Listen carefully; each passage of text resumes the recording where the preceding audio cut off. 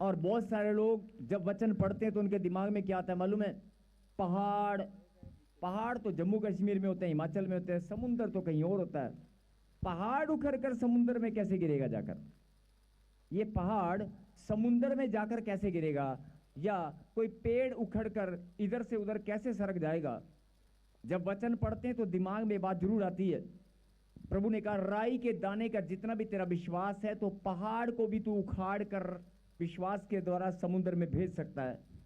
हम पढ़ते हैं, विश्वास करते हैं, लेकिन जब ध्यान एग्जाम्पल के ऊपर जब ध्यान जाता है तो आजकल के जनरेशन के जो बच्चे हैं, खास तौर पे न्यू जनरेशन के बच्चे जो साइंस में नहीं, वो कहेंगे पहाड़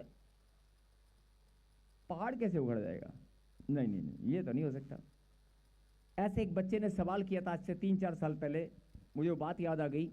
थोड़ी सी वॉइस खोलना बेटे, हल्की सी। कि पहाड़ वचन सत्य है। कई लोग तर्क वितर्क करते हैं वचन में लेकर, लेकिन मैं आपको एक कुछ बताना चाहता हूं कि पहाड़ जैसी समस्याएं उखड़कर समुद्र में चली जाएंगी। लेकिन जब पहाड़ की बारी आती है तो पहाड़ तो उत्तरी भारत में, जम्मू कश्मीर में, हिमाचल में, उत्तराखंड में है नहीं, और समुंदर कितने हजार किलोमीटर दूर, 3-4 हजार, 3-3.5 हजार किलोमीटर दूर समुंदर है। तो लोग जब पढ़ते हैं तो क्या सोचते हैं, और खास तौर पे जवान बच्चे, कि पहाड़ उखड़ कर समुंदर में कैसे चला जाएगा? हमने तो कभी नहीं देखा ना सुना। तो आज परमेश्वर आपको बताना चाहते हैं पहाड़ तो कुछ भी नहीं है। पहाड़ तो कुछ भी नहीं है। जितने भी पहाड़ हैं सारे के सारे, खाली हिंदुस्तान में नहीं, पूरे वर्ल्ड में जितने पहाड़ है ना, सब के सब उखड़ जाएंगे। लेकिन कई लोग हंसने लगते हैं कि नहीं नहीं नहीं, ऐसे कैसे हो सकता है? पहाड़ उखड़ के कैसे जा सकते हैं? जब आप वचन को पढ़ेंगे तो लिखा है कि नहीं? आप बताएं, लिखा है कि नहीं? आप बताएं, लिखा है कि नहीं? कि पहाड़ को कहेंगे तो उखड़ कर समुद्र में चला जा, तो जाएगा कि नहीं? लिखा है कि नहीं? अगर लिखा है तो होकर रहेगा।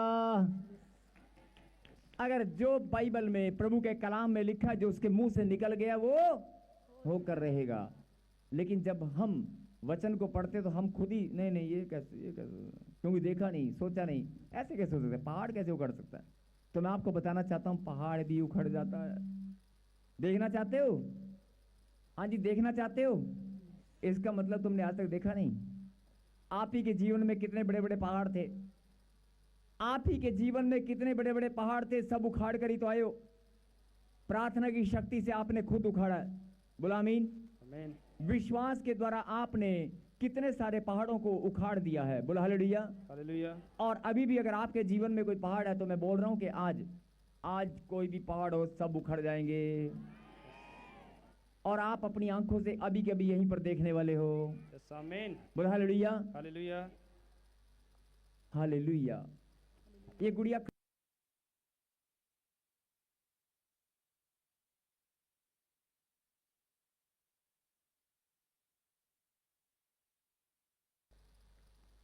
इधर लेके इसको। बोला हालेलुया। हालेलुया। पहाड़ को भी कहोगे तो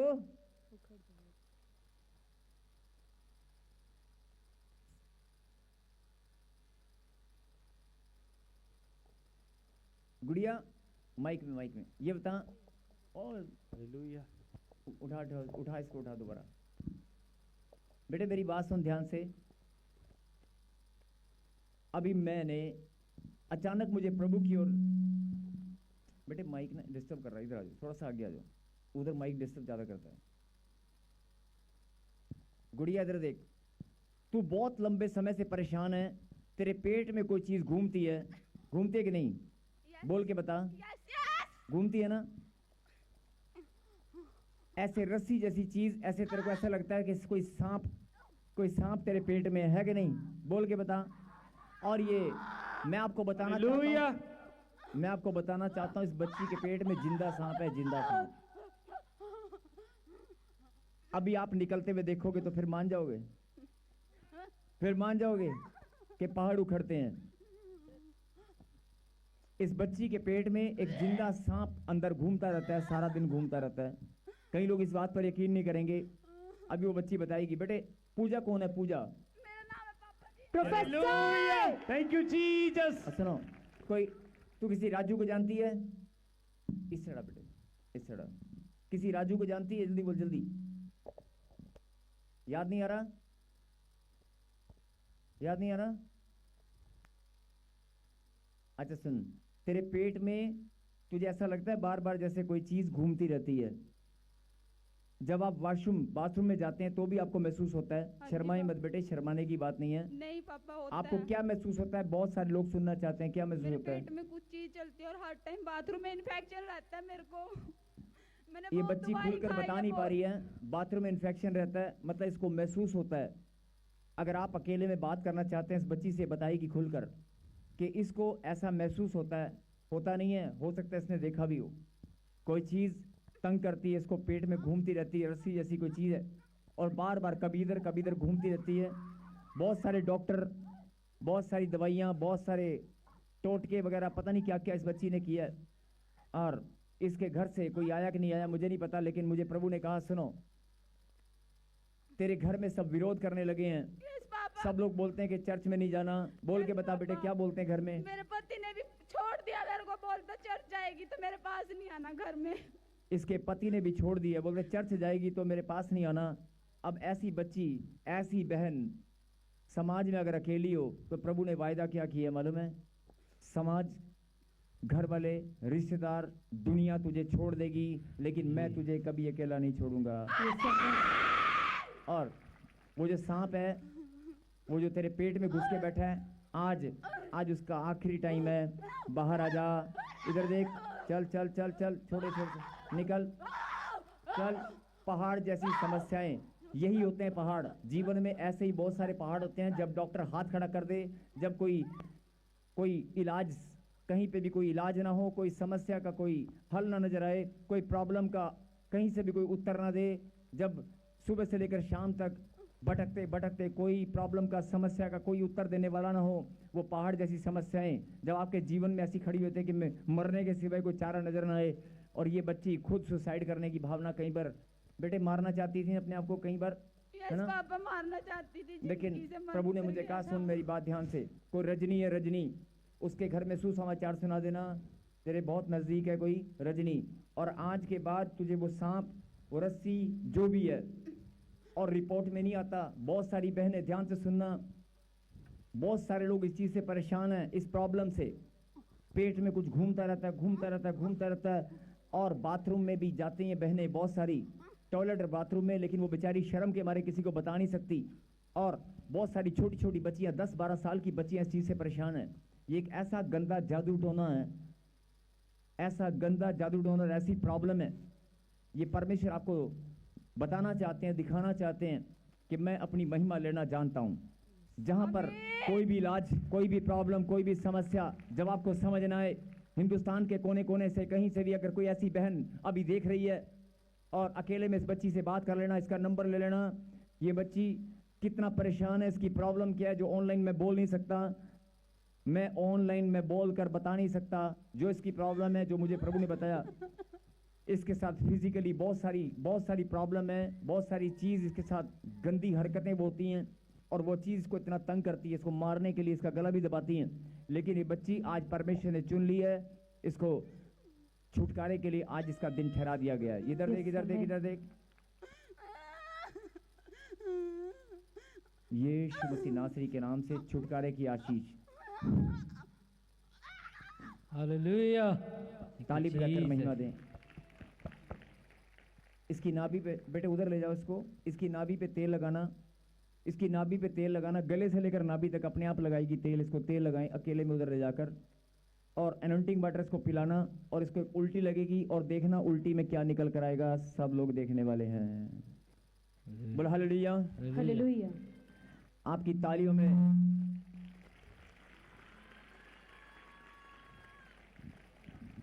यस निकालें प्रभु के कलाम से।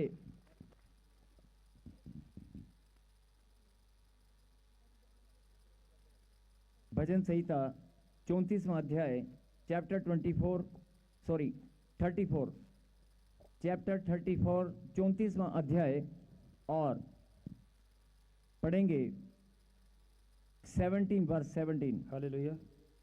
धर्मी दुहाई देते हैं और यहोवा सुनता है और उनके सब विपत्तियों से छुड़ाता है। बोलो हालेलुया। हालेलुया। हालेलुया। धर्मी दुहाई देते हैं और यहोवा सुनता है और उनको सब विपत्तियों से छुड़ाता है। बोलो हालेलुया। धर्मी दुहाई देते हैं और यहोवा सुनता है। बोलो आमीन।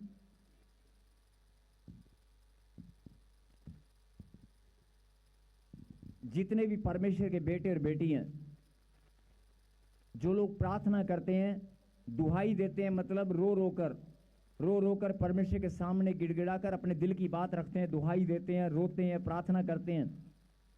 क्या लिखा वचन में? यहोवा सुनता है। क्या लिखा? सुनता है। लेकिन आप ही के बीच में एक और वचन हम पढ़ेंगे। पहले ये पढ़ा आपने 34 का 17वां, उसके पेट पे जैसे ही तेल लगाया उसको आग लग रही है, आप और उस बच्ची का छुटकारा हो रहा है। सब मिलकर प्रार्थना करें, परमेश्वर इसको चंगाई दे, इसको छुटकारा दे। और धन्यवाद परमेश्वर, आपने दे दिया, ये बच्ची आज आजाद हो रही है। बोलो आमीन। यस। एक और वचन हम पढ़ेंगे। अभी आपने पढ़ा धर्मी दुहाई देते हैं और यहोवा सुनता है और उनको सब विपत्तियों से छुड़ाता है। बोलो आमीन। और एक और वचन हम पढ़ेंगे 15वां अध्याय, यस हालेलुया। 15वां आयत। यस। यहोवा की आंखें धर्मियों पर लगी रहती हैं और उसके कान भी उनकी दुहाई की ओर लगे रहते हैं। यहोवा की आंखें धर्मियों पर लगी रहती हैं और उसके कान भी दुहाई की ओर लगे रहते हैं। बोला हालेलुया। हालेलुया। इधर इधर सब लोग ध्यान इधर, कहीं आमीन। सब लोगों का ध्यान इधर है। आप बात को सुन रहे हैं? अगर सुन रहे हैं तो आज आप बहुत बड़ी आशीष पाने वाले हैं। बहुत सारे लोग प्रार्थना में, अभी आपने वचन सुना कि धर्मी दुहाई देते हैं और यहोवा सुनता है। और दूसरे वचन में क्या है कि यहोवा की आंखें धर्मियों पर लगी रहती हैं और उसके कान भी उसकी दुहाई की ओर लगे रहते हैं। ये वचन उनके लिए हैं जो प्रार्थना योद्धा हैं। ये दोनों वचन आज उन लोगों के लिए हैं जो प्रार्थना योद्धा हैं, जो अपने आप को बहुत ज्यादा प्रार्थना करने वाले और भेंट और दशवांश बोकर प्रभु के मंदिर में लगातार आने वाले, सेवा करने वाले परिवार, जो बोलते हैं कि परमेश्वर मैं बहुत आनंदित हूं, मैं बहुत तेरी महिमा करने वाली तेरी बेटी हूं। लेकिन जब घर में हालात और परिस्थिति विपरीत हो जाएं, जब कोई विपत्ति का सामना करना पड़े, आपकी वजह से नहीं हो सकता, आपके बच्चों के कारण, आपके माता पिता के कारण, या घर में कुछ भी ऐसे हालात अचानक से, आप बहुत मजबूत हैं, 10 साल 15 साल 20 साल से आप प्रभु में मजबूत हैं, प्रार्थना योद्धा हैं। मैंने कहा मैं उन लोगों के लिए बोल रहा हूं जो बहुत ज्यादा प्रार्थना करने वाले परमेश्वर के बेटे और बेटी हैं, मैं उनकी बात कर रहा हूं। अगर आप बहुत ज्यादा प्रार्थना करने वाले हैं, बहुत ज्यादा विश्वास रखने वाले हैं, तो फिर ये वचन जरा ध्यान से सुने। आप जब प्रार्थना करते हैं, अपनी आत्मा में, अपने हृदय में, अपनी आत्मा में, अपने हृदय में झांक कर देखना, क्या कभी आपके मन में ये बात आई कि मैं प्रार्थना करता हूं लेकिन मेरी प्रार्थना अभी सुनी नहीं गई? क्या आपके मन में बात आई है? बहुत बार आपके हृदय में बात आई होगी कि अभी मेरी प्रार्थना शायद परमेश्वर सुनने वाला नहीं है, अभी मेरी प्रार्थना सुनी नहीं गई, मेरी प्रार्थना का उत्तर आया नहीं है, या अभी मेरी प्रार्थना प्रभु ने सुनी नहीं है, या अपने आप को दोषी मान लेते हैं कि यार लगता है मैं निकम्मा हूं, अभी मेरा समय नहीं आया है, अभी मैं बहुत प्रार्थना कर रहा हूं लेकिन मुझे मेरी प्रार्थना सुनी नहीं गई। क्या आपके मन में कभी ये बात आई है? हाथ हिलाकर इशारा करें पीछे तक, पीछे तक, पीछे तक। कैमरामैन दिखा दे, ये वो सब वो लोग हैं जो लोग बोल रहे हैं कि हमारे मन में, हम प्रार्थना भी करते हैं लेकिन बहुत बार हमारे हृदय में बात, हमारे मन में ये बात आती है कि लगता है मेरी प्रार्थना अभी सुनी नहीं गई। और बहुत सारे लोग ऐसे लोग हैं जो हाथ हिलाना, जो लोग बोलते हैं अभी मेरा काम नहीं बना, विश्वास है बनेगा लेकिन अभी नहीं बना। जब आप बोलते हैं अभी नहीं बना, मेरा काम अभी नहीं बना, जब आपस में आप बातचीत करते हैं और कई लोग आपसे पूछते हैं तेरी ब्लेसिंग का क्या हुआ, तेरी दुकान का क्या हुआ, तेरे बिजनेस का क्या हुआ, तेरी वीजे का क्या हुआ, तेरे एडमिशन का क्या हुआ, तो बहुत सारे लोग बोलते हैं यार अभी मेरा काम नहीं बना, चर्च में मैं जाता हूं लेकिन मेरा काम अभी बना नहीं है। भले कोई आपको पूछे ना पूछे लेकिन आपका मन आपको पूछता है। आपके विचार आपके अंदर आपसे पूछते हैं क्या आपका काम बना कि नहीं बना, क्या तू चंगा हुआ कि नहीं हुआ। लेकिन आपके मन में एक बात आती है, मेरी प्रार्थना अभी लगता है सुनी नहीं गई, अभी मेरा काम बना नहीं है। और जब आप ऐसे बोलते हैं तो मैं आपको बताना चाहता हूं कि जब आप ऐसा बोलते हैं तो ये एक बहुत बड़ी स्पिरिचुअल मिस्टेक आप करते हैं, आप बहुत बड़ी आत्मिक गलती करते हैं। बोलो हालेलुया। और ये उन लोगों के लिए आंसर है, उन लोगों के लिए एक बहुत आंसर में समझ लो कि एक आंसर जो आपके मन में सवाल है, क्वेश्चन है, उसका उत्तर है ये। आपके मन में जो सवाल है, 10 साल से मैं प्रार्थना कर रहा हूं, 5 साल से मैं प्रार्थना कर रहा हूं, मेरे पास बच्चा नहीं है, मेरे पास मकान नहीं है, मेरे बच्चे ग्रोथ नहीं कर पा रहे हैं। आप ईमानदार हैं, आप सच्चे मन से प्रभु की सेवा करते हैं, चर्च में सेवा करते हैं, तन मन धन से हर प्रकार से आप प्रभु के कार्यों के लिए आगे रहते हैं, विश्वास में भी मजबूत है, प्रभु से प्रेम भी रखते हैं। लेकिन आपके मन में जब सवाल आता है कि मेरा काम अभी नहीं बना, या कोई आपसे पूछता है तो आप बोलते हैं कि यार मेरी प्रार्थना अभी सुनी नहीं गई है। जब आप ऐसा बोलते हैं, सोचते हैं, तो मालूम है आप क्या करते हैं? आप एक बहुत बड़ा पाप करते हैं। आप एक बहुत बड़ा पाप करते हैं। और यही सबसे बड़ी मिस्टेक हमारे जीवन में हम लोग करते आए हैं, जिसका बहाना शैतान लेकर हमारी आशीषों को बांध देता है, रोक लेता है। बोलो हालेलुया। हालेलुया। अगर आपको ये गलती पता चल जाए तो फिर आप दोबारा करेंगे। कोई मान लो आपसे गलती हो रही है, अगर वो गलती आप बार बार अपने जीवन में कर रहे हैं, अगर वो गलती आज पता चल जाए तो आप दोबारा करेंगे? नहीं करेंगे ना। तो यही बात परमेश्वर ने आपको आज बताने के लिए भेजा है। जो लोग बोलते हैं कि मेरी प्रार्थना सुनी नहीं गई, चाहे आप किसी से बात करते हुए बोलते हैं या आपस में, कि हम कौन सा किसी को बोलते हैं, हम तो पति पत्नी बात कर रहे थे गाड़ी चलाते हुए, हम तो पति पत्नी बात कर रहे थे, हम तो बाप बेटा बात कर रहे हैं, हम तो भाई बहन बात कर रहे हैं, आपस में तो कर रहे हैं, परिवार में तो कर रहे हैं, हम कौन सा किसी और के साथ कर रहे हैं। या फिर हम लोग अपनी कलीसिया में आपस में ही तो बात कर रहे हैं, यार पता नहीं मेरी प्रार्थना अभी प्रार्थना का उत्तर दिया नहीं परमेश्वर ने।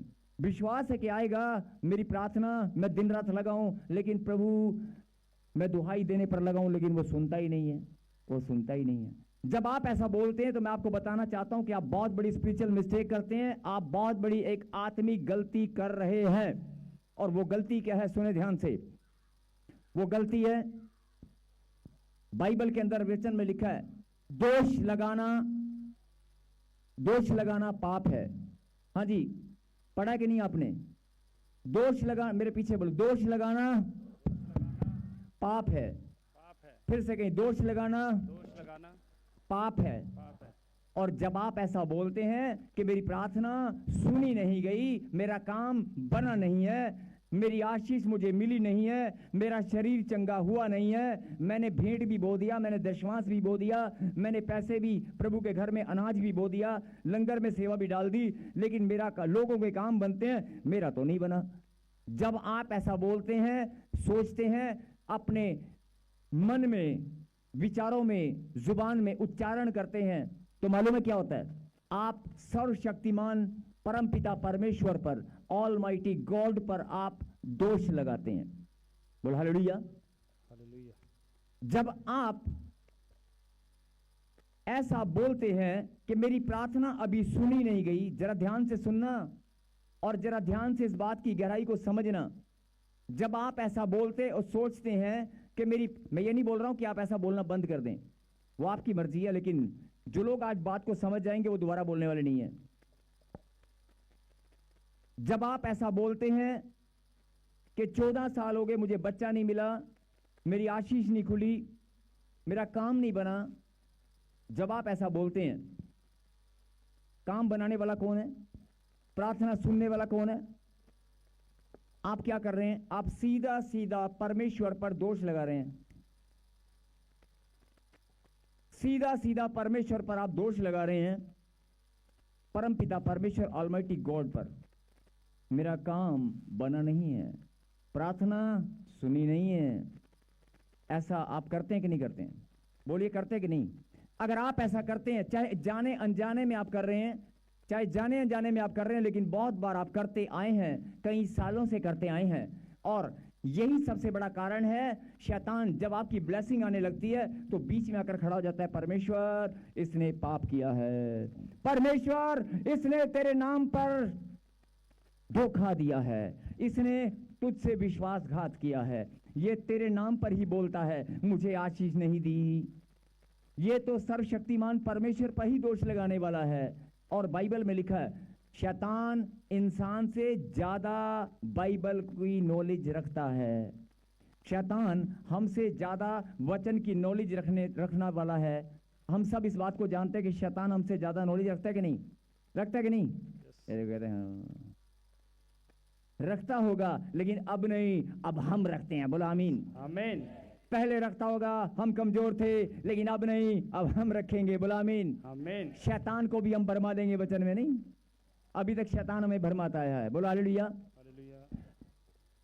फिर से कहें, मेरी बात की गहराई, मेरी नहीं, प्रभु की बात की गहरी बात को आपने समझा कि नहीं? बहुत बातों में जाने अनजाने में, जानबूझकर नहीं, आप उच्चारण के द्वारा, सोच के द्वारा, मन के द्वारा आप क्या बोलते हैं? चर्च तो जाते हैं यार, बस पता नहीं यार काम नहीं बना मेरा, बस एक काम हो रहा है ना, बस सारे काम बन गए मेरे, सारे बन गए, बढ़िया हो गए, ट्रांसफर भी होगी मेरी, बस एक ना एक, बस एक एक ये नहीं बना काम। अरे नहीं बना मतलब मेरी प्रार्थना बस प्रभु ने सुनी नहीं है। आप और बहुत सारे लोग अकेले में बैठकर रोते हैं, और खास तौर पे ध्यान से सुनना, जो अकेले में बैठकर प्रार्थना करते हैं, रोते हैं और क्या बोलते हैं? प्रभु मेरी प्रार्थना तू कब सुनेगा? जब ऐसा बोलते हैं परमेश्वर तो मेरी प्रार्थना कब सुनेगा, इसका मतलब वो सुनता नहीं है।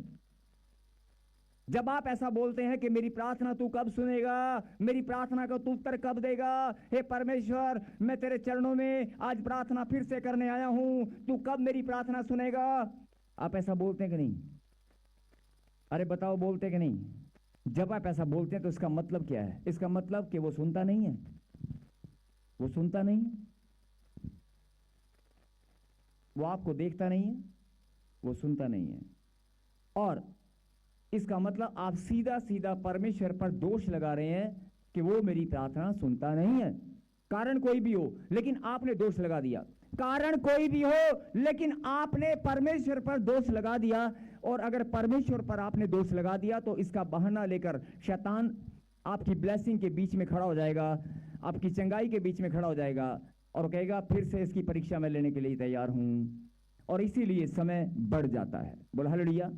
सबको जय मसीह की। मैं जतिन बब्बर और आप देख रहे हैं मसीह परिवार चैनल। जैसे कि आप सब जानते हैं कि मैं इस चैनल पे प्रभु के अलग अलग दासों की वीडियोस डालता हूं, तो अगर आपको हमारा चैनल अच्छा लगता है तो आप इस चैनल को ज़्यादा से ज़्यादा सब्सक्राइब जरूर करें, ताकि आप प्रभु के वचन को सुन सके। वीडियोस को ज़्यादा से ज़्यादा शेयर करें ताकि जिन लोगों तक वचन नहीं पहुंचा उन तक भी वचन पहुंच सके। सबको जय मसीह की। एक बार मैं आपसे दोबारा कहूँगा कि इस चैनल को सब्सक्राइब जरूर करें और वीडियोस को ज़्यादा से ज़्यादा शेयर करें। जय मसीह की।